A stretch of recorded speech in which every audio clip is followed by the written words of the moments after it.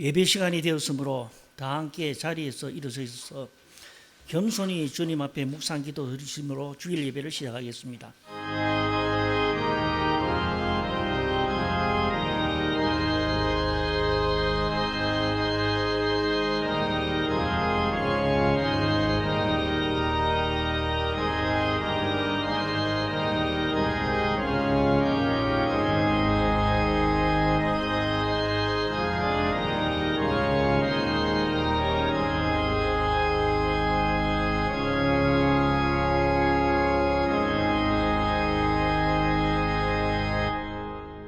개 찬송 9장 부르시겠습니다.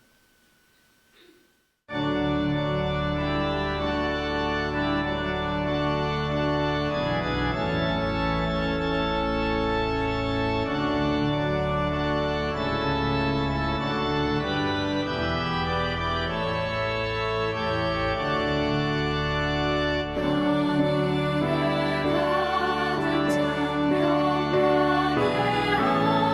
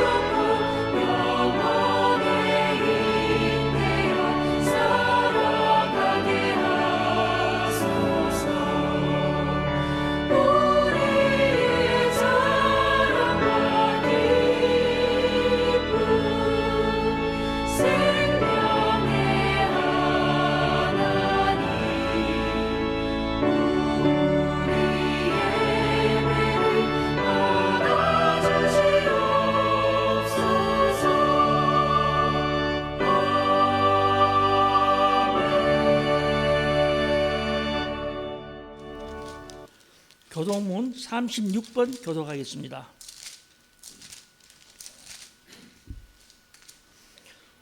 주여, 주는 대대에 우리의 거처가 되셨나이다.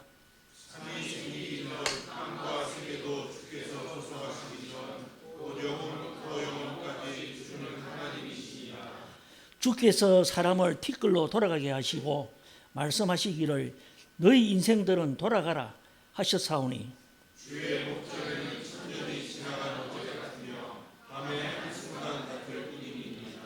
주께서 그들을 홍수처럼 썰어가시나이다. 그들은 잠깐 자는 것 같으며 아침에 돋는 풀 같으니이다. 그는 아침에 꽃이 피어 자라다가 저녁에는 시들어 마르나이다. 우리는 주의 노에 소멸되며 주의 분내심에 놀라나이다.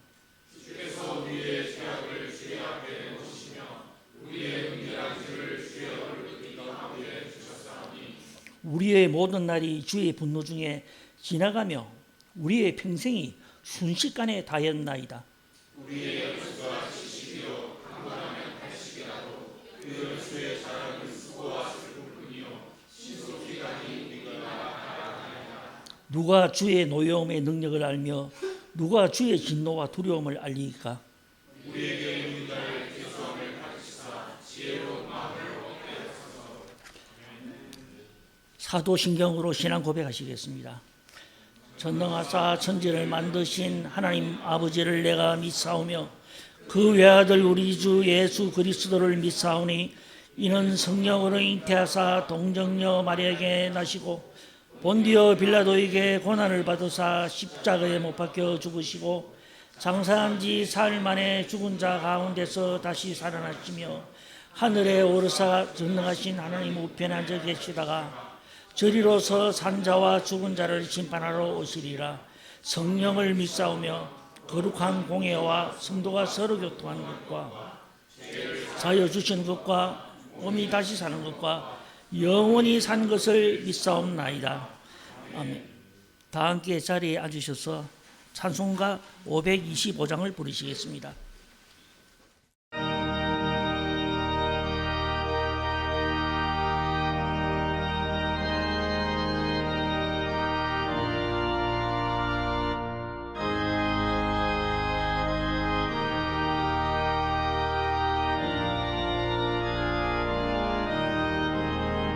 돌아와 마음이 고난이여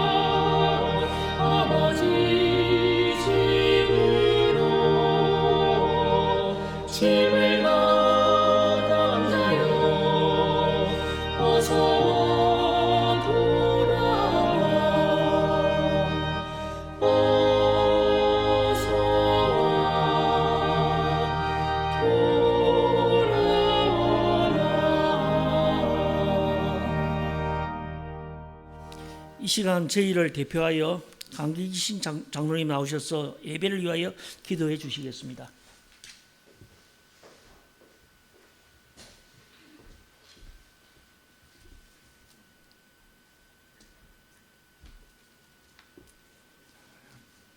기도드리겠습니다.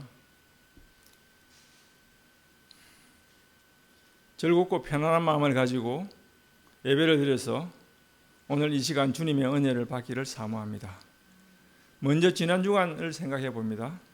육신이 피곤하다고 범사에 감사하는 대신에 불평을 하지 않았는지, 형제 자매들에게 따뜻한 말보다 짜증내는 마음을 가지지 않았는지 주님께 회개합니다. 저희들의 회개를 받아주셔서 예배드리는 이 순간 깨끗한 마음으로 예배를 드릴 수 있도록 도와주세요. 저희들을 가난하게도 부하게도 하시는 주님, 저희들을 진토에서 일으켜 생활의 고통으로 인해 주님으로부터 멀어지지 않도록 도와주세요. 특히 코로나가 지속되므로 정말 지치고 힘들어하고 있습니다. 어렵고 힘들 때마다 주님을 찾게 하시고 주님을 만남을 통해 참 평안과 기쁨을 얻고 마음의 고통이 사라지고 터널의 끝이 보인다는 소망 속에서 살 수 있도록 은혜를 내려주시옵소서.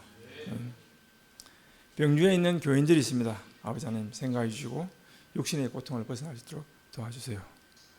목사님께서 매주 세 군데 목회제 예배를 드리고 있습니다. 목사님의 건강을 지켜주시고 은혜로운 말씀과 영적인 지혜를 주셔서 항상 가는 곳마다 하나님 말씀을 대변할 수 있도록 목사님의 건강과 지혜를 주시옵소서. 교회를 위해서 수고하는 많은 분들이 있습니다. 보이지 않는 많은 손길들이 있습니다. 교회를 정비하고 또 식사를 준비하고 주일학교 학생들을 가르치고 이모저모로 교회를 위해서 보이지 않는 많은 손길들이 있습니다. 하나님 아버지 그들의 손길을 기억하여 주시옵소서. 한 주간을 지나고 내일부터는 8월의 첫 달이 됩니다. 오늘 정말 경건한 속에서 보내서 8월 한 달을 저희들이 잘 보내고 하나님께 영광 드릴 수 있도록 도와주시옵소서. 이 모든 말씀을 우리 주 예수 그리스도 이름으로 기도드립니다. 아멘.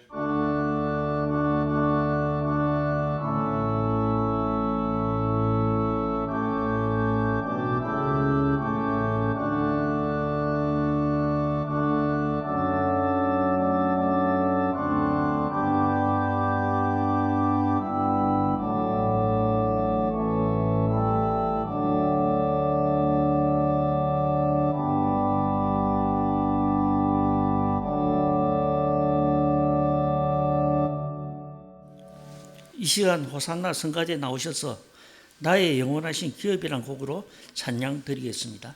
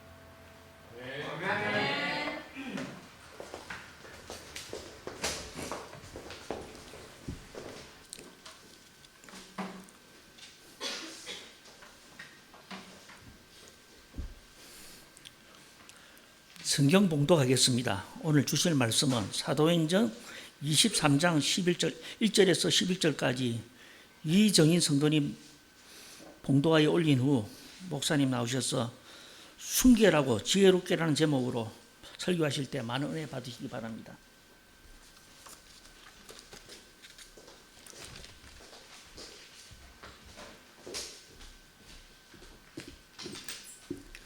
성경 봉독하겠습니다. 바울이 공회를 주목하여 이르되 여러분 형제들아 오늘까지 나는 범세의 양심을 따라 하나님을 섬겼노나 하거늘 대제사장 아나니아가 바울 곁에 서 있는 사람들에게 그 입을 치라 명하니 바울이 이르되 회칠한 담이여 하나님이 너를 치시리로다. 내가 나를 율법대로 심판한다고 앉아서 율법을 어기고 나를 치라 하시냐 하니 곁에 선 사람들이 말하되 하나님이 대제사장을 내가 욕하느냐. 바울이 이르되 형제들아 나는 그가 대제사장인 줄 알지 못하였노나 기록하였으되 너희 백성의 관리를 비방하지 말라 하였으니라 하더라. 바울이 그중 일부는 사두개인이요 다른 일부는 바리새인인 줄 알고 공회에 외쳐 이르되 여러분 형제들아 나는 바리새인이요 또 바리새인의 아들이라. 죽은 자의 소망 곧 부활로 말미암아 내가 신문을 받노라. 그 말을 한즉 바리새인과 사두개인 사이에 다툼이 생겨 무리가 나뉘어지니 이는 사두개인은 부활도 없고 천사도 없고 영도 없다 하고 바리새인은 다 있다 함이라. 끄게 떠들세 바리새인 편에서 몇 서기관이 다투어 이르되 우리가 이 사람을 보니 약한 것이 없도다. 혹 영이나 혹 천사가 그에게 말하였으면 어찌하겠느냐 하여 큰 분쟁이 생기니 천부장은 바울이 그들에게 찢겨질까 하여 군인을 명하여 내려가 무리 가운데서 빼앗아 가지고 영내로 들어가라 하니라. 그날 밤에 주께서 바울 곁에 서서 이르시되 담대하라. 내가 예루살렘에서 나의 일을 증언한 것 같이 로마에서도 증언하여라 하리라 하시니이다.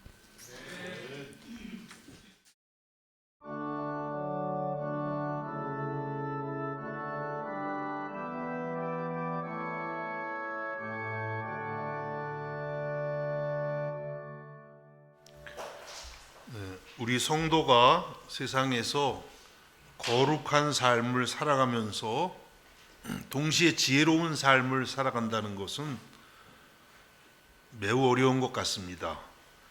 거룩한 삶을 노력하다 보면 왠지 바보가 되는 느낌이 들기도 하고요. 세상에서 뭔가 항상 손해봐야 될 것 같고, 또 지혜롭게 살려고 하다 보면 왠지 거룩함과 거리가 멀어지는 듯한 그런 경험을 하게 됩니다. 아마 여러분들이 이런 고민을 다 하시면서 살아가실 것이라고 생각이 됩니다. 거룩하게 살자니 좀 바보가 되는 것 같고, 지혜롭게 살자니 거룩을 잃어버리는 것 같은 그런 상황입니다. 예수님은 이러한 고민에 대해서 어떻게 말씀하셨을까요? 마태복음 10장 16절에 예수님께서 말씀하십니다. 보라, 내가 너희를 보냄이 양을 이리 가운데로 보냄과 같도다. 그러므로 너희는 뱀같이 지혜롭고 비둘기같이 순결하라. 잘 알려진 말씀이죠. 여러분 한 번쯤은 들어보신 말씀이라고 생각이 됩니다. 예수님께서 제자들을 세상에 보내는데 마치 양을 이리떼 가운데 보내는 것 같다. 세상이 이리떼처럼 무서운데 우리 성도는 양처럼 조금 연약하다는 것이죠. 그래서 예수님께서 너희는 뱀같이 지혜롭고 지혜로워야 된다는 거예요. 그 다음에 동시에 비둘기같이 순결해야 된다. 그래서 순결과 지혜, 지혜와 순결을 둘 다 겸비할 것을 주님은 우리에게 말씀하고 계시는 것입니다. 힘든 과제죠. 우리가 읽은 오늘 이 사도행전 23장을 보면 사도 바울이 이 두 가지를 다 갖추고 있는 모습을 우리가 보게 돼요. 순결함 혹은 거룩함, 동시에 지혜가 있었던 바울입니다. 오늘 말씀을 보면서 우리들도 바울 사도처럼 하나님 앞에서 순결하고 또 하나님과 사람 앞에서 지혜로운 그러한 사람들이 될 수 있기를 간절히 바랍니다. 지금 바울은 어디 서 있냐면 유대인의 공회 앞에 서 있습니다. 신문을 받기 위해서, 재판을 받기 위해서 유대의 공회 앞에 서 있습니다. 유대의 공회라고 하는 것은 오늘날로 말하면, 우리로 말하면 국회와도 같은 곳입니다. 그러니까 유대의, 이스라엘의 최고 의결 기관 앞에 지금 서 있는 것이죠. 이 공회는 약 70명의 회원으로 이루어져 있는데, 주로 이제 유대교에 이런 종파가 많이 있는데 주로 사두개파하고 바리새파 두 파로 이루어져 있습니다. 지금 바울이 여기서 신문을 받고 또 재판을 받고 있는 것입니다. 만일에 여기서 사형 선고를 선고받게 되면, 유대인은 그 당시 로마의 식민지였기 때문에 유대에서 바울을 처형할 수는 없지만 로마 군대에 의해서 바울이 사형 집행을 당할 수도 있는 지금 그런 상황에 있는 것입니다.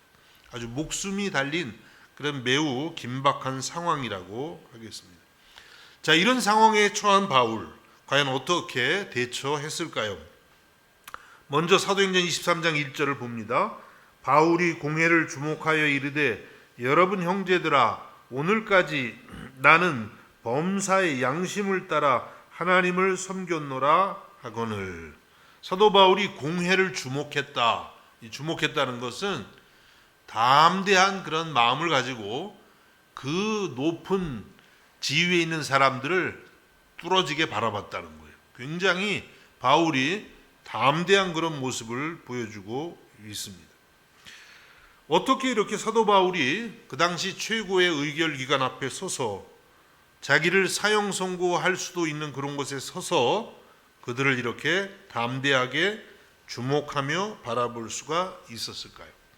그 답이 1절 말씀에 있습니다. 사도 바울이 어떻게 고백합니까? 나는 범사의 양심을 따라 하나님을 섬겼노라, 이렇게 말씀해요. 모든 일에 사도 바울이 항상 자기 양심에 충실한 그런 삶을 살아왔다는 것이. 그렇기 때문에 사도 바울은 양심에 거리낌이 없어요. 하나님과 사람 앞에서 떳떳한 것이죠.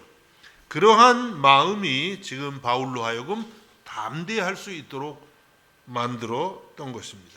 여기 양심이라고 하는 것은 우리 성경에는 그냥 양심 그렇게 돼 있는데 영어 성경은 어떻게 돼 있어요? 여러분 보시면 그 굿이 들어가 있죠. good conscience. 좋은 양심, 선한 양심을 따라서 바울 사도가 살아왔다는 거예요. 그래서 바울이 이렇게 담대하게 설 수 있었던 것입니다. 정말 바울의 이 고백이 참 우리로서는 좀 거리가 있는 것도 같고, 우린 이렇게 잘 못 살기 때문에 또 너무나 부럽기도 합니다. 여러분, 우리들도 바울처럼 내가 이렇게 모든 일에 선한 양심을 따라서 하나님을 섬깁니다, 이렇게 고백할 수 있기를 우리 주님의 이름으로 축복합니다. 그러면 여러분, 양심이란 게 무엇일까요? 한번 생각해 보죠. 양심. 다 아시죠? 양심 그러면 뭐 설명이 필요할까요?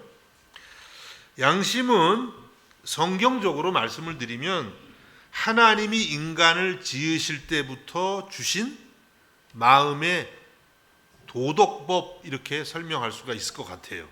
하나님이 인간을 지으실 때 하나님께서 하나님의 형상으로 우리를 지으셨다 그랬는데, 그 하나님의 형상으로 지으신 것 중에 하나가 뭐냐면 우리 마음에 양심을 두신 거예요. 그래서 인간은 다른 동물들과 달리 죄를 지으면 가책이 느껴집니다. 어떤 사람은요, 너무 양심의 가책이 느껴져서 스스로 목숨을 끊는 그런 경우도 있습니다.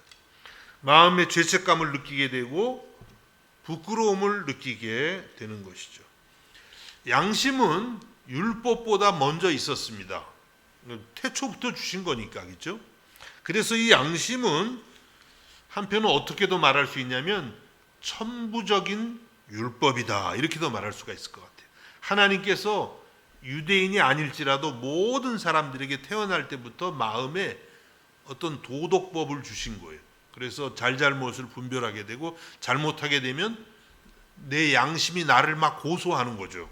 그래서 가책을 느끼도록 그렇게 하나님이 인간을 지으신 것입니다. 천부적 율법 뭐 이렇게도 말해 볼 수 있겠습니다. 로마서 2장 14절과 15절에 이렇게 말씀합니다. 율법 없는 이방인이 본성으로 율법의 일을 행할 때에는 이 사람은 율법이 없어도 자기가 자기에게 율법이 되나니 이런 이들은 그 양심이 증거가 되어 그 생각들이 서로 혹은 고발하며 혹은 변명하여 그 마음에 새긴 율법의 행위를 나타내느니라. 예, 말씀이 좀 복잡하죠. 유대인에게는 하나님이 율법을 주셨는데 이방인들에게는 뭐 유대인도 마찬가지고 모든 인간에게 하나님이 율법과 같은 역할을 하는 양심을 주셨다는 거예요. 그래서 우리가 잘못하면 우리 안에서 고발하고 때로는 합리화시키려고 하는 그러한 일들이 나타나는데 이것이 바로 하나님이 모든 인간에게 주신 양심이라고 하는 것입니다. 그런데 여러분 문제가 무엇입니까? 하나님이 처음에 양심을 주셨을 때는 양심이 잘 작동했겠죠. 당연히. 그렇죠? 죄를 짓기 전에. 그래서 양심이 굉장히 민감한 거예요. 예? 하나님을 조금이라도 떠난다면 그냥 마음이 정말 괴로워질 수 있고 또 이웃에게 작은 잘못을 해도 가슴이 아플 수 있는 그런 민감한 선한 양심을 하나님이 주셨습니다. 그런데 인간이 하나님을 떠나서 죄를 지어서 하나님을 떠난 다음에는요, 양심이 제대로 기능을 안 하게 된 것입니다. 성경에서는 이런 양심을 뭐라고 하냐면 화인 맞은 양심. 화인이 뭔지 아세요? 불도장. 불도장으로 살갗 이런 데 한번 잘못 대해가지고 상하게 되면요, 여기 다른 걸로 찔러도 고통을 못 느껴요. 그런 식으로 양심의 불도장을 맞아가지고 아무리 죄를 져도 부끄럽지가 않은 그런 상태를 말합니다. 디모데전서 4장 1절과 2절에는 이렇게 말씀합니다. 그러나 성령이 말씀하시기를 후일에 어떤 사람들이 믿음에서 떠나 미혹하는 영과 귀신의 가르침을 따르리라 하셨으니 자기 양심이 화인을 맞아서 외식함으로 거짓말하는 자들이라. 양심이 화인을 맞아서 항상 위선적이고 진실이 없다는 거예요. 거짓말하는 그런 사람들이라고 말씀했습니다. 여러분 이렇게 양심에 화인 맞으면 안 되겠죠. 우리가 다 맞긴 맞았어요. 어느 정도 맞아가지고 무뎌졌어요. 많이 죄를 지은 다음에. 여러분 우리 말에도 양심에 화인 맞았다는 말과 비슷한 말들이 있어요. 어떤 말이 있나요? 양심과 관련해서 양심은 어디에다 팔아먹었냐? 들어보셨어요? 아니면 양심에 털났네 이런 말 들어보셨어요? 예, 화인 맞았다는 얘기. 아니면 양심이 눈곱만큼도 없네. 또 뭐가 있을까요? 양심 불량, 양심 실종, 뭐 이런 여러 가지 말들이 있습니다. 여러분 만일에 한 개인이나 가정이나 또 사회가 이렇게 양심이 실종되고 양심이 부재하는 사회가 되면 어떻게 되겠어요? 사람들이 죄를 짓고도 뭐 나 착해 뭐 이렇게 말할 수 있는 사회, 얼마나 무서운 사회겠어요? 그런 사회가 되면 서로 간의 신뢰가 완전히 무너져서 살아가기가 어렵죠. 예? 믿지를 못해요. 사회를, 사람을 믿지를 못해. 그리고 사회에 온갖 범죄가 만연하게 될 것입니다. 여러분 우리가 살아가는 오스트리아 또 우리 대한민국을 한번 돌아보십시오. 혹시 양심 부재의 사회로 가고 있는 것은 아닌지 돌아보면서 우리가 먼저 회개하고 반성하고 양심이 새로워질 수 있기를 주님의 이름으로 축복합니다.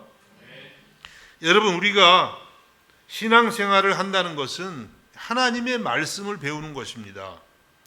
자, 그러면 하나님 말씀을 배우는 목표가 무엇이겠어요? 말씀 많이 알아서 뭐 성경 지식 좀 자랑하려고 배우나요? 뭐 그런 것도 좀 있겠지만은, 아니면 말씀을 많이 배우면 신령한 도사가 되나요? 어떤 이유로 여러분이 말씀을 배웁니까? 하나님의 말씀을 배우는 가장 기본적이고도 당연한 목표는 예수님을 믿어서 구원을 얻는 데 있는 것이죠. 예수님을 믿어서 우리 모든 죄를 사함받고 영생을 얻는 것, 하나님 자녀가 되기 위해서 우리가 말씀을 배웁니다. 그런데 이제 그것은 시작일 뿐이에요. 그 다음에 이제 우리가 예수 믿고 신앙생활을 할 때 그 목표는 뭐냐면 결국은 우리의 양심이 새로워지는 거예요. 디모데전서 1장 19절에서 이렇게 말씀합니다. 믿음과 착한 양심을 가지라. 어떤 이들은 이 양심을 버렸고 그 믿음에 관하여는 파손하였느니라. 믿음과 착한 양심을 가지라. 믿음하고 착한 양심이 같이 가고 있어요. 그래서 누군가가 난 믿음이 워낙 좋아. 근데 그 사람 가만히 보니까 양심머리가 없네. 그런 말도 참 있네요. 양심이 없어 사람이. 믿음이 좋은 걸까요? 믿음이 없는 거예요, 사실은. 믿음이 좋지 않은 것입니다. 우리는 그래서 믿음이 좋다는 것은 뭐냐면 내 이 죄로 말미암아서 악해진 양심, 무뎌진 양심이 새로워져서 선한 양심이 되는 것인 줄로 믿습니다. 디모데전서 1장 5절에도 같은 말씀을 합니다. 이 교훈의 목적은, 하나님의 말씀의 목적은 청결한 마음과 선한 양심과 거짓이 없는 믿음에서 나오는 사랑이거늘. 하나님의 교훈을 우리가 듣고 공부하는 그 목적은 뭐냐면 마음이 청결해지는 것입니다. 양심이 선한 양심이 되는 것입니다. 그리고 거짓을 버리고 진실된 그런 사람이 되면서 그리스도의 사랑을 배워가는 것입니다. 그래서 속사람이 바뀌는 거예요. 우리의 인격이 새로워지는 것입니다. 여러분, 이와 같은 목표를 우리가 마음에 새기면서 여러분의 신앙의 목표를 바르게 잡아갈 수 있기를 바랍니다. 신앙생활하는 목표와 방향이 바르게 돼야 돼요. 신앙생활하는 이유가 무슨 기적을 번쩍번쩍 경험하는 것인가? 예수 잘 믿어서 그냥 세상에서 보란듯이 부자가 되는 것일까? 그런 것이 아니라는 거예요. 선한 양심을 가진 선한 인격의 소유자가 되는 것입니다. 자, 그러면 어떻게 우리가 이렇게 선한 양심을 갖는 사람이 될 수 있을까요? 두 가지로 간략하게 말씀드리면 가장 기본적인 방법은 날마다 예수님의 보혈을 생각하는 것이에요. 예수님이 내 죄를 대신해서 흘려주신 그 십자가의 보혈을 생각하면요, 회개가 나와요. 우리의 죽은 양심이 살아나는 역사가 일어나는 것입니다. 히브리서 9장 13절과 14절에 말씀합니다. 염소와 황소의 피와 및 암송아지의 죄를 부정한 자에게 뿌려 그 육체를 정결하게 하거든 하물며 영원하신 성령으로 말미암아 흠없는 자기를 하나님께 드린 그리스도의 피가 어찌 너희 양심을 죽은 행실에서 깨끗하게 하고 살아계신 하나님을 섬기게 하지 못하겠느냐. 이 말씀은 구약 시대에는 사람들이 죄를 지으면 짐승을 잡아서 그 피를 하나님 앞에 드렸어요. 그러면 죄 지은 사람이 그걸 보면서 양심의 가책이 생겨서 회개하게 되는 거예요. 나 때문에 아무 이유 없이 저 죄 없는 짐승이 나 때문에 저렇게 피 흘리면서 죽었구나. 반성해야지 라는 생각이 들었다는 거예요. 그런데 이 말씀이 뭐냐면 이렇게 짐승의 피로도 사람들이 회개하고 반성했는데 하물며 하나님의 거룩하신 아들 그리스도께서 흘리신 그 피를 믿는 우리들은 얼마나 더 우리의 양심이 깨끗해질 수밖에 없겠느냐고 그렇게 물어보고 있는 것입니다. 여러분, 예수 그리스도의 거룩하신 보혈, 나를 대신해서 흘리신 그 피를 내가 믿음으로 바라볼 때에 내 심령에서 회개가 나오고 내 무뎌진 양심이 회복되는 그런 역사가 일어날 줄로 믿습니다. 한 가지 방법을 더 말씀드리면 그것은 하나님의 말씀, 특별히 십계명을 묵상하는 것이에요. 여러분 서두에 말씀드렸죠. 양심은 율법과도 같다고. 율법이 있기 전에 하나님이 주신 천부적 율법이라고 말씀드렸잖아요. 십계명은 하나님의 율법을 요약한 것입니다. 그래서 이 십계명을 우리가 깊이 묵상하면요, 양심이 살아나요. 그래서 우선 1에서 4계명, 여러분 십계명 잘 아시죠? 1에서 4계명은 하나님을 사랑하라는 거예요. 마음과 뜻과 정성을 다해서 하나님을 사랑하라. 그래서 1에서 4계명을 내가 깊이 마음에 새기고 묵상하면요, 하나님을 사랑하지 않는 내가 보이는 거예요. 양심이 살아나는 거예요. 그리고 예배하지 않는 나의 모습. 여러분 우리가 어떻게 예배를 잘 드릴 수가 있겠어요? 안 됩니다. 잘 드려야지 뭐 다 생각하지 잘 안 되죠. 그러나 이 주님의 계명 1에서 4계명이 예배에 대한 계명이에요. 그 말씀을 내 마음에 새기면은요, 하나님을 예배하고 싶은 마음이 올라오는 거예요. 그 다음에 5에서 10계명은 뭐예요? 내 이웃을 내 몸과 같이 사랑하라. 이웃 사랑에 대한 계명 아닙니까? 저 같은 경우에는 5계명이 그렇게 제 마음을 아프게 했어요. 청년 때. 5계명이 뭐예요?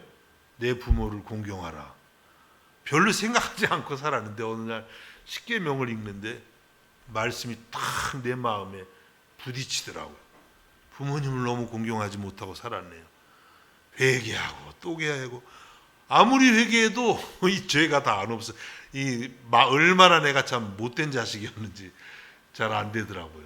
지금도 회개해. 돌아가셨는데도, 돌아가신 후에도 부모님을 향한 마음이 고와야 되잖아요. 지금도 회개하고 있어요. 계속. 얼마나 참 양심이 무뎌졌는지.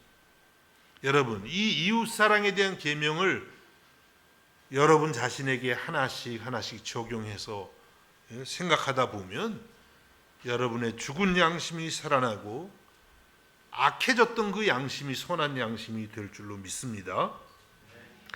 바울 사도는 사도행전 24장 16절에서도 이렇게 고백합니다. 이것으로 말미암아 나도 하나님과 사람에 대하여 항상 양심에 거리낌이 없기를 힘쓰나이다. 이게 바울 사도의 삶이에요. 항상 하나님과 사람에 대하여, 하나님 앞에 예배 잘 드려야 되고 하나님보다 더 사랑하는 게 있으면 안 되죠. 그게 바른 양심이에요. 또 사람 앞에 사람들을 사랑하고 섬기는 그런 양심, 그것을 갖기 위해서 힘쓰는 삶을 살아가고 있다고 고백하고 있습니다. 여러분 우리들도 바울처럼 이렇게 항상 하나님과 사람에 대하여 양심의 거리낌이 없기를 힘쓸 수 있기를 주님의 이름으로 축복합니다. 이것이 바로 비둘기같이 순결한 삶이에요. 자, 이렇게 바울이 선한 양심을 따라 하나님을 섬겼다고 고백했는데, 과연 그러면 산헤드린 공회, 유대 공회는 어떻게 반응을 했을까요? 아, 참 훌륭하시네요. 양심을 따라 사셨네요. 이렇게 했으면 얼마나 좋았겠어요. 그렇게 하지를 않았습니다. 사도행전 23장 2절에 보니까 대제사장 아나니아가 바울 곁에 서 있는 사람들에게 그 입을 치라 명하니, 대제사장이 지금 이 공회의 대표이고 또 재판장이죠. 바울 사도 입을 치라 그래요. 입을 치면 어떻게 돼요? 얼마나 아프겠어요? 왜 그랬을까요? 기분이 나빴던 모양이에요. 양심껏 하나님을 섬겼다고 하니까 글쎄 자기 양심이 찔렸나? 찔렸으면 회개해야 되는데 그렇게 하지도 않고, 어쨌든 간에 그 입을 치라. 바울이 어떻게 대답할까요? 사도행전 23장 3절에 보니까 바울이 이르되 회칠한다미요 하나님이 너를 치시리로다. 내가 나를 율법대로 심판한다고 앉아서 율법을 어기고 나를 치라 하느냐 하니. 회칠한다미요. 아이고, 얼마나 무서운 말인데 바울 사도가 정말 지금 보통 담대한 게 아닙니다. 담에 회를 칠해서 하얗게 깨끗하게 보인다. 이건 무슨 뜻이겠어요? 너는 거짓말장이야, 위선자야 라고 책망하는 것이죠. 그런데 이 사도 바울의 이런 대응은 그냥 감정적으로 대응한 것은 아니에요. 대제사장은 매우 감정적이었지만 바울은 하나님의 말씀, 하나님의 율법의 근거에서 대응한 것입니다. 신명기 19장 15절에 보면 이렇게 말씀합니다. 사람의 모든 악에 관하여 또한 모든 죄에 관하여는 한 증인으로만 정할 것이 아니요 두 증인의 입으로나 또는 세 증인의 입으로 그 사건을 확정할 것이며, 어떤 사람에게 벌을 주려면 먼저 두 증인, 한 증인 갖고는 안 돼요. 두 증인이나 혹은 세 증인이 그 사람에 대해서 증거를 해서 죄가 먼저 확정돼야 된다는 거예요. 뭐 우리 한국에도 그런 거 있죠. 뭐 이런 민주사회는 무죄 추정의 원칙 뭐 이런 말 있잖아요. 처음부터 그냥 사람을 죄인이다 이렇게 결정하고 나아가면 안 된다는 것이죠. 비슷한 내용인 것 같아요. 그런데 지금 이 대제사장은 바울에 대한 잘못을 증언할 수 있는 그런 기회도 주지 않고 무조건 입을 쳐라 이렇게 된 거예요. 그래서 사도 바울이 하나님의 말씀의 근거에서 말씀을 하고 있는 것입니다. 이 말씀은 이제 출애굽기 22장 28절을 인용하는 것이 죄송합니다. 이 말씀은 신명기 19장 15절을 인용해서 사도 바울이 지금 대제사장에게 응수하고 있는 것입니다. 그때 다른 공회원이 바울에게 또 말합니다. 사도행전 23장 4절에 보니까 곁에 선 사람들이 말하되 하나님의 대제사장을 내가 욕하느냐, 대제사장을 어떻게 욕하느냐라고 다른 공회원들이 말하죠. 바울이 답합니다. 사도행전 23장 5절에 바울이 이르되 형제들아 나는 그가 대제사장인 줄 알지 못하였노라. 기록하였을 때 너의 백성의 관리를 비방하지 말라 하였느니라 하더라. 사도 바울이 지금 이 사람이 대제사장인 줄을 몰랐다고 합니다. 그러면서 사과하는 거예요. 대제사장인 줄 몰라서 내가 그렇게 대제사장을 비방했는데 그것은 성경에 의하면 옳지 않다는 것이죠. 이것은 출애굽기 22장 28절을 인용한 것인데요. 제사장이나 백성의 지도자를 비방하지 말라고 그렇게 하셨습니다. 그래서 바울 사도는 하나님의 말씀에 비추어서 자기가 잘못한 것이 드러나면 그 자리에서 그대로 인정하고 또 사과했다는 것이. 무엇을 배울 수 있습니까? 바울 사도가 항상 하나님의 말씀을 기준으로 살아갔다는 것이죠. 여러분, 우리들도 이 험한 세상을 우리가 살아갈 때 항상 하나님의 말씀을 기준으로 살아갈 수 있기를 간절히 바랍니다. 세상의 가치가 무섭습니다. 요즘 대세야 그러면 사람들이 막 다 따라가잖아요. 우리 대세 따라가는 사람들이 아니죠. 말씀을 따라 살아가는 사람들. 내 감정을 따르는 것이 아닙니다. 지금 여기 대제사장은요, 그냥 자기가 화가 나니까 또 권세가 있으니까 객관적인 하나님의 말씀이 그냥 없어져 버렸어요. 자기 감정대로 한 거예요. 우리는 감정을 따르지 않고 객관적인 하나님의 말씀을 따릅니다. 또 내 욕심대로 살아가는 것이 아니라 하나님의 말씀을 따라서 하나님이 주시는 그 사명을 따라서 우리는 살아갈 수 있기 원합니다. 무엇보다도 하나님 말씀 앞에서 나의 과오가 드러났을 때, 지금 사도 바울이 그렇잖아요. 대제사장인 줄 모르고 그렇게 내가 했다. 드러났을 때에 그것을 말씀 앞에서 그대로 인정하고 반성하고 회개할 수 있기를 바랍니다. 이렇게 할 때에 우리가 진정으로 비둘기같이 순결한 성도가 되어갈 줄을 믿습니다. 이제 6절 이하에서는 뱀같이 지혜로운 바울을 보게 돼요. 예수님께서 말씀하셨죠. 비둘기같이 순결하고 뱀같이 지혜로워라. 사도행전 23장 6절에서 8절을 봅니다. 바울이 그중 일부는 사두개인이요 다른 일부는 바리새인인 줄 알고 공회에서 외쳐 이르되 여러분 형제들아 나는 바리새인이요 또 바리새인의 아들이라. 죽은 자의 소망 곧 부활로 말미암아 내가 신문을 받노라. 그 말을 한즉 바리새인과 사두개인 사이에 다툼이 생겨 무리가 나누어지니. 사도 바울이 공회를 이렇게 보니까 뭐 알고 있는 거죠. 평상시에 이 공회원들이 주로 사두개파가 제일 많았고요. 그 다음에 이제 바리새파가 있어요. 근데 이 구성원을 딱 보면서 바울 사도가 지혜가 생긴 거예요. 이 사람들을 내가 다투게 해야겠다. 바울도 이렇게 누군가를 싸우게도 했네요. 그러면서 바울이 말하기를 나는 바리새파입니다. 한쪽은 사두개파고 한쪽은 바리새파인데 나는 바리새파입니다. 내 아버지도 바리새파입니다. 정통 바리새파. 그렇죠? 그러면서 지금 내가 신문을 받는 것은 죽은 자의 부활 때문입니다.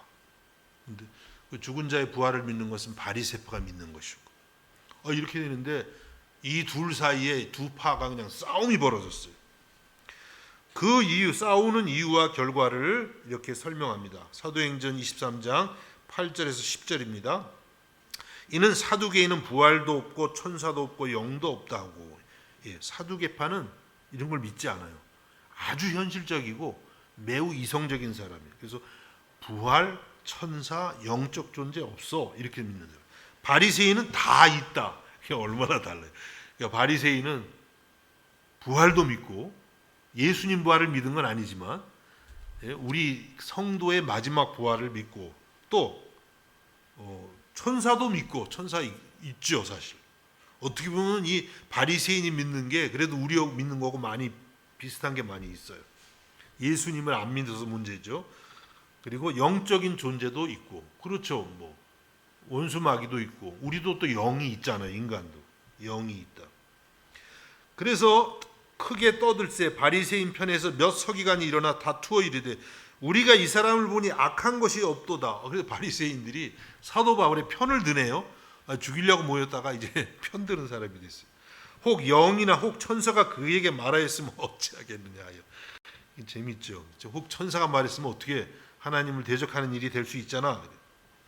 큰 분쟁이 생기니 천부장은 바울이 그들에게 찢겨질까 하여 군인을 명하여 내려가 무리 가운데서 빼앗아 가지고 영내로 들어가니라. 천부장 군대의 그 사령관이 보니까 이거 잘못하면 사도 바울이 둘 사이에 찢겨지겠어요. 바리새파는 바울을 이제 보호하겠다고 나서고 사두개파는 그냥 어떻게든지 이 사람을 심판대에 세워서 죽이려고 하니까 잘못하면 그 사이에서 다칠 수 있겠다 싶어서 천부장이 군인들을 시켜서 바울을 부대 안으로 피신하게 하는 것입니다. 그래서 바울은 자칫하면 죽을 수도 있는 그런 상황에서요. 하나님이 주시는 지혜로 이 위기를 면하게 되는 것입니다. 사도 바울의 지혜가 이런 결과를 가져오게 된 것이죠. 여러분, 왜 이 사도행전을 기록한 누가가 이 사건을 이렇게 상세하게 기록하고 있을까요? 그것은 주님이 말씀하신 것처럼 우리 성도들은 비둘기같이 순결할 뿐만 아니라 이 세상 속에서 하나님이 주신 지혜를 활용해서 살아야 한다는 것입니다. 여러분 성경을 보면 하나님이 주신 지혜로 세상을 이기고 하나님의 영광을 드러낸 수많은 이야기들이 있어요. 그렇죠 여러분? 모세도 그렇고 요셉도 그렇고 특별히 다니엘 같은 사람. 다니엘은 순결과 지혜의 대명사라고 할 수가 있어요. 정말 이 두 가지가 아주 조화롭게 잘 갖춰준 사람인 것입니다. 다니엘서로 보면 다니엘은 청소년 때 왕이 내려주는 산의 진미를 거부했어요. 왜냐하면 그것이 율법에 어긋나는 그런 음식들이었기 때문에. 또 이제 나이가 먹어서 총리 자리에 있었는데 자기를 그렇게 모함하는 사람들이 다니엘을 죽이려고 왕에게 아부를 하죠. 그래서 앞으로 이제 왕이 아닌 다른 어떤 신이나 사람들에게 무엇을 구하게 되면 이제 그 사람은 사자굴에 던져서 죽이도록 하는 조서를 내리십시오. 한 달 동안.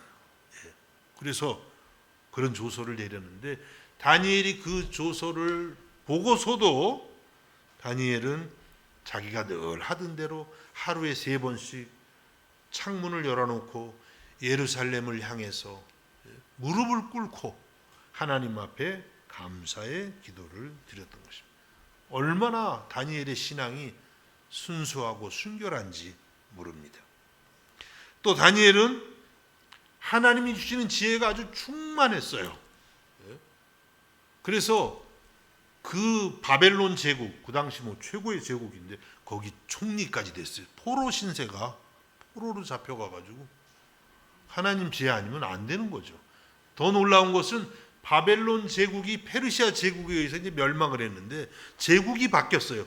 그래도 계속 총리를 해요. 얼마나 하나님 주신 지혜가 뛰어났으면 그렇게 제국을 바꿔가면서 지도자로서 삶을 살 수 있었던 것이겠습니다. 여러분, 다니엘서 1장 17절에서 이렇게 말씀합니다. 하나님이 이 네 소년에게 학문을 주시고 모든 서적을 깨닫게 하시고 지혜를 주셨으니 다니엘은 또 모든 환상과 꿈을 깨달아 알더라. 다니엘이 지혜로울 수 있었던 것은 다니엘 자신이 지혜로운 게 아니에요. 하나님을 향하는 마음, 그 마음을 하나님이 기뻐 보시고 그에게 하나님의 지혜를 주셔서 이 세상 속에서 하나님의 영광을 드러내게 하신 줄로 믿습니다. 여러분, 우리 성도들도 이러한 하나님의 지혜를 사모하고 받음으로 이 세상에서 주의 영광을 높이 드러낼 수 있기를 주님의 이름으로 축복합니다. 잠언서 3장 13절에서 20절 조금 길기는 한데요. 참 이 말씀을 저는 좋아합니다. 지혜에 관한 말씀. 제가 워낙 미련해서 이 지혜에 관한 말씀을 자꾸 보게 돼요.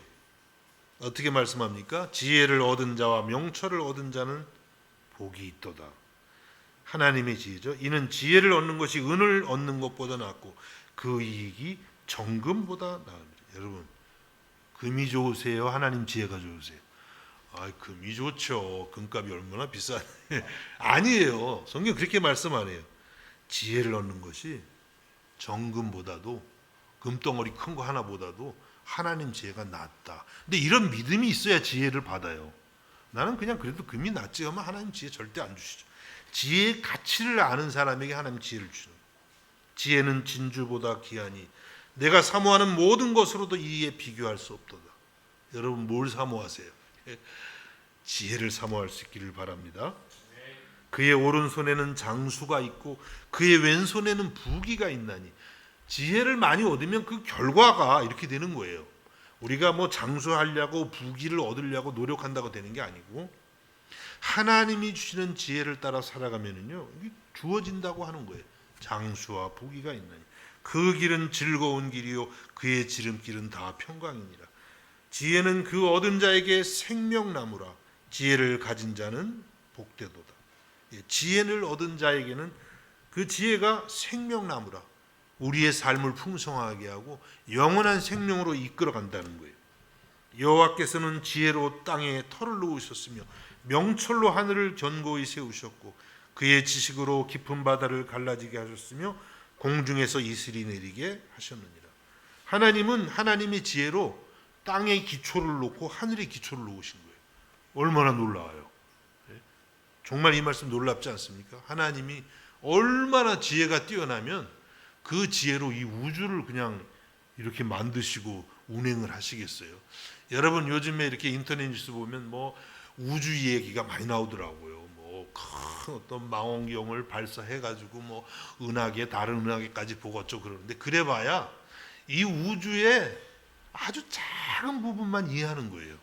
과학이 발전하면 발전할수록 느끼게 되는 건 뭐냐면 하나님이 창조하신 이 창조 세계가 참 놀랍구나. 그걸 자꾸 고백할 수밖에 없게 되는 것입니다. 이러한 지혜 사모하시고 받아서 주의 영광을 위해서 사용할 수 있기를 주님의 이름으로 축복합니다. 끝난 줄 아셨죠? 2분. 이렇게 생명의 위협을 받는 하루가 지났어요. 바울이. 비록 담대하게 예수님을 증거했고 또 지혜로 승리할 수 있었지만 사도 바울이 몸과 마음이 어땠겠어요? 지쳤겠죠. 이 최고의 권력자들 앞에서 서서 증언할 때 힘들었을 거예요. 그리고 마음에 좀 낙심도 됐을지 몰라요. 야, 이게 앞으로 내가 로마까지 가서 복음을 전해야 되는데 아니 예루살렘에서부터 이러면 앞으로 과연 로마까지 가서 복음을 전할 수 있을까? 그럴 때 주님께서 바울 곁에 나타나신 거예요. 사도행전 23장 11절에 그날 밤에 주께서 바울 곁에 서서 이르시되 담대하라, 내가 예루살렘에서 나의 일을 증언한 것 같이 로마에서도 증언하여야 하리라 하시니라. 지쳐있는 사도 바울에게 오셔서 예수님이 담대하라, 예루살렘에서 네가 나를 증거한 것처럼 제국의 수도 로마까지 가서 복음을 증거하게 될 것이라고 그렇게 말씀하신 것이. 여러분, 이 주님의 음성을 들은 사도 바울의 마음이 얼마나 큰 위로를 받았을까요? 지친 몸과 마음도 그냥 다 회복됐을 것 같아요. 그 안에 있던 불안과 두려움도 사라졌을 것입니다. 놀라운 마음의 평안과 기쁨이 바울에게 임했을 것입니다.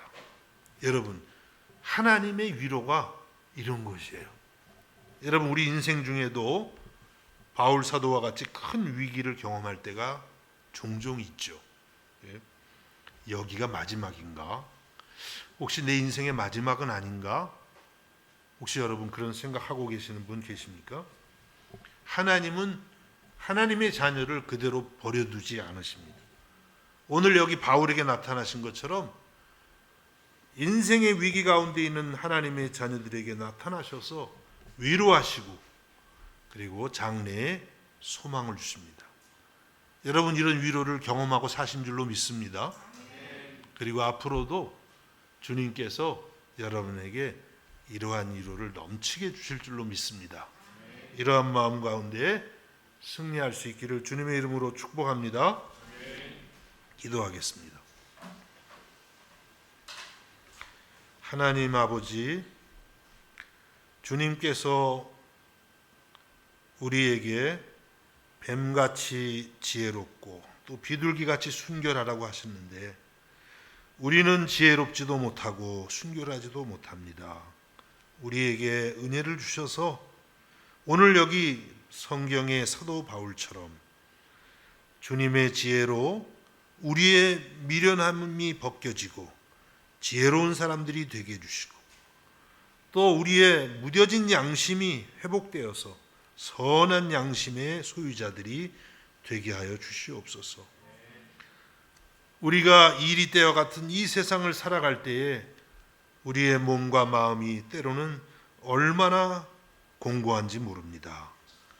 그러나 주님께서 우리에게 그때마다 오셔서 위로하시고 미래의 소망을 보여주시는 줄로 믿습니다. 이 위로를 바라며 날마다 승리하게 하여 주옵소서. 예수님의 이름으로 기도하옵나이다. 아멘.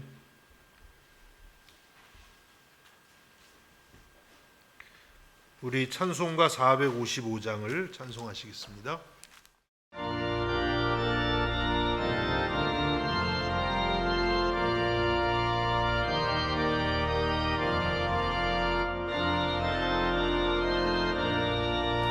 주님의 마음을 본받는 자, 그 맘에 평강이 찾아오는 험악한 세상을 이기리니 하늘로부터 임함이로다. 주님의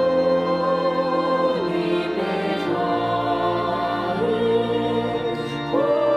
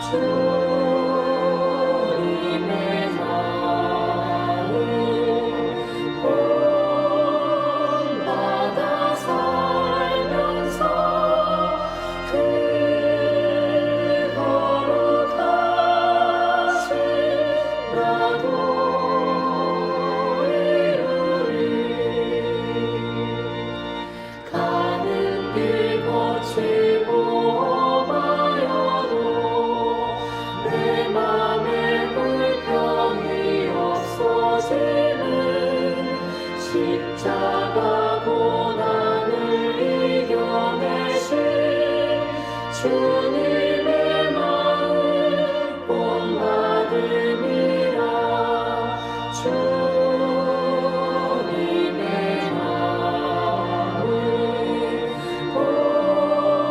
본받아 살면서 그